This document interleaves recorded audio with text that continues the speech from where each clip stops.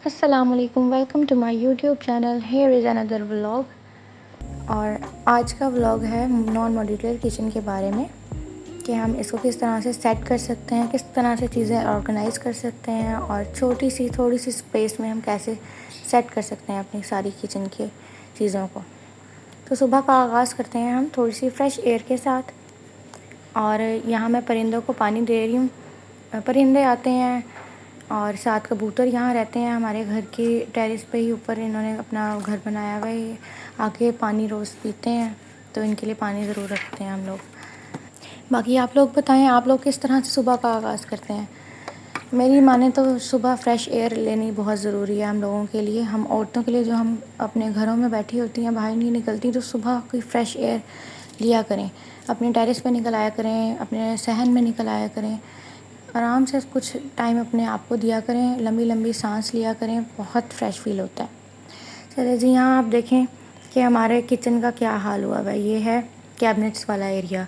Cabinets तो नहीं बनी हुई है, सीमेंट के खाने बने हुए हैं, तो बाकी कैबिनेट्स नहीं लगी हुई। तो ये 2 खाने हैं जिसके अंदर मैंने ये चीज़ें सेट की हुई हैं। बाकी इस वाले खाने के अंदर मैंने कुछ पतीलियाँ वगैरह रखी हुई हैं और जो डिस्पोजेबल बर्तन वगैरह हमारे पास कहीं ना कहीं से आते ही रहते हैं, वो जमा होते रहते हैं, साथ के साथ निकाल दिया करें और जो ज़रूरत के हों वो रख दिया करें। बस मैंने वो यहीं रखे हुए हैं। और बाकी इस एरिया में मैंने सारे अपने मसालों के डब्बे ऑर्गेनाइज़ किए हैं। और साथ ही ये रोटी जो पकाते हैं उसके लिए खुश्क आटे वाले जो डब्बा होता है वो रखा हुआ है। नीचे चावल, दालें, आटा, ये सब चीज़ें मैंने रखी हुई हैं। अब देखें, ये स्पेस इतनी कोई ज़्यादा नहीं है, लेकिन इसको मैंने किस तरीके से रखा है आप ये अभी देखेंगे। ये थोड़ा टाइम हो गया है जो मैं हाथ नहीं लगा सकी इस एरिया को, क्योंकि बच्चों के साथ इतना इजी नहीं होता था। दोनों बच्चे छोटे छोटे हैं, एक 4 साल की बेटी है और दूसरी 3 साल का बेटा है, तो उन दोनों के साथ थोड़ा सा मैनेज करना मुश्किल होता था। तो यहाँ पर देखें, मैं एक यहाँ पे बॉक्स रखूँगी। ये किसी आर्टिफिशियल चीज़ का ऐसे ही बॉक्स पड़ा था, थोड़ा हार्ड था, तो मैंने ये रखा हुआ था संभाल के, किसी काम आ सकता है। पीछे मैं सबसे पहले बड़े वाले डब्बे रखूँगी जिनकी हाइट ज़्यादा है, और दरमियान में मैं जो उस तरह के डब्बे रखूँगी जिनकी हाइट कम है, इस डब्बे के ऊपर रखूँगी, बॉक्स के ऊपर, ताकि उनकी हाइट बैलेंस हो सके। और सबसे आगे मैं वो चीज़ें रखूँगी जो रोज़ की यूज़ की होती हैं, जैसे चीनी, पत्ती, काली मिर्चें, जैसे अंडे वगैरह में भी डालनी होती हैं कभी, या फिर आगे गरम मसाला रखती हूँ। जो ज़्यादा ज़रूरी चीज़ें हैं ना वो मैं रखती हूँ। बाकी जो दूसरे डब्बे हैं नमक मिर्च वगैरह के, वो मैंने ऊपर रखे हुए हैं, वो आप बाद में देखिएगा। तो यहाँ मैं एक एक करके ये चीज़ें सेट करूँगी। अब आप देखें कि कितने आराम से छोटी सी स्पेस में हम कैसे सेट कर लेंगे। बस थोड़ी सी इजी ट्रिक्स होती हैं जो हमें फॉलो करनी होती हैं, थोड़ा सा ध्यान देना होता है अपने काम पे, तो हम खुद ही अपने ना मसलों का हल निकाल सकते हैं। तो आप लोग घबराया मत करिए, जितनी स्पेस हो जितना वो आप अपने किचन को ऑर्गेनाइज़ कर सकते हैं। बस थोड़ी सी आपको अपनी अकल इस्तेमाल करनी है और कुछ ट्रिक्स हैं जो आपको यूज़ करनी है, और आप अपने आराम से ऑर्गेनाइज़ कर सकेंगी अपने स्पाइस एरिया को, और हर चीज़ को आप ऑर्गेनाइज़ कर सकेंगी। अब ये मैंने ये आटे का डब्बा रखा है जिसमें खुश्का रखते हैं हम, बेलन और चकला, ये मैंने एक साइड पे रख लिया। और बाकी जो मसाले होते हैं, चाट मसाले का जो डब्बा होता है, या कहते हैं कॉर्नफ्लोर वगैरह, इस टाइप की चीज़ें मैं फ़्रिज में रखती हूँ ताकि कीड़े ना पड़ें। इस तरह की चीज़ों में कीड़े पड़ जाते हैं। मैदा भी मैं फ्रिज में रखती हूँ, बेसन भी फ्रिज में ही रखती हूँ। और कुछ मसाले मैं इस तरह से रखती हूँ कि हाफ़ मसाले मैं अंदर रखती हूँ फ्रिज में, और हाफ़ मसाले निकाल के बॉक्सेस में रखती हूँ कि गर्मी में बहुत ज़्यादा नमी हो जाती है और कीड़े पड़ जाते हैं। और ये देखें, ये मैंने एक टोकरी ली हुई है, उसके अंदर ये सारे मसाले रखे हुए हैं, कढ़ाई मसाला, बिरयानी मसाला, टिक्का मसाला, जिस तरह के भी ये बॉक्स होते हैं वो एक एक करके उसमें रख दिए और एक जगह वो रखे गए। अब ये देखें आप नीचे का एरिया, इसको भी मैंने हाथ नहीं लगाया था, ये बहुत ज़्यादा मैसी हुआ था। बॉक्सेस एक दूसरे के अंदर बिल्कुल ही मिक्स हुए हुए थे। पहले मैंने एक दफ़ा सेट किया था, लेकिन फिर ये दोबारा ऐसी हालत हो गई थी। तो थोड़े थोड़े टाइम के बाद आप अपने कैबिनेट्स वगैरह वाले एरिया को सेट करती रहा करें। कोई गंद वगैरह होता है वो निकाल दिया करें, जो ज़रूरत की चीज़ें नहीं हैं, जो एक्सपायर हो गई हैं, वो निकाल दें।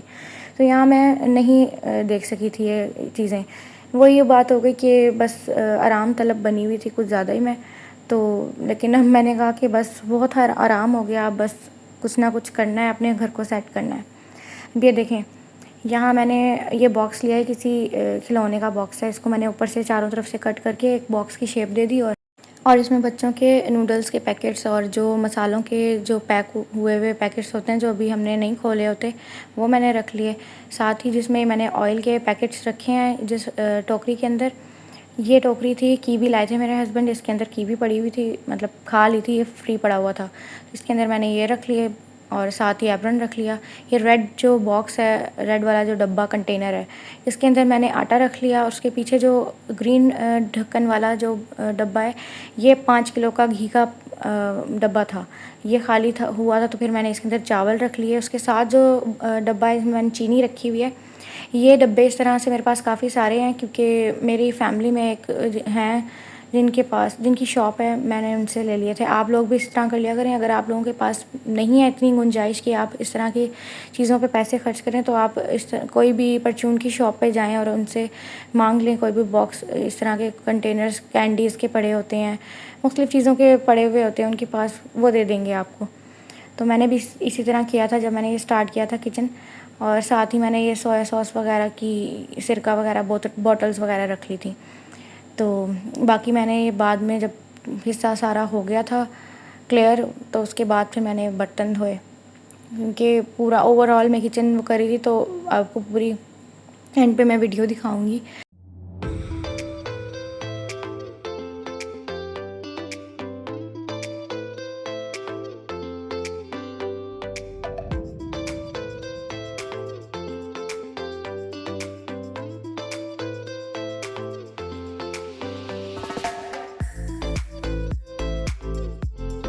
ये जो बर्तन वॉश करने वाला एरिया है, ये मेरा और जेठानी का सेम एक ही है। इसी एक ही जगह पे हम दोनों बर्तन धोते हैं। बाकी वैसे तो किचन हमारा अलग अलग है, एक साइड उनकी है एल शेप की तरह ही और एक साइड मेरी है, लेकिन जो वॉशिंग एरिया है बर्तन धोने का वो एक ही है। तो एक तरफ उनके साबुन वगैरह पड़ा होता है और एक तरफ मेरा। बाकी जिस साइड पे ये वॉशिंग एरिया है वो उस साइड पे ही मेरा हिस्सा है।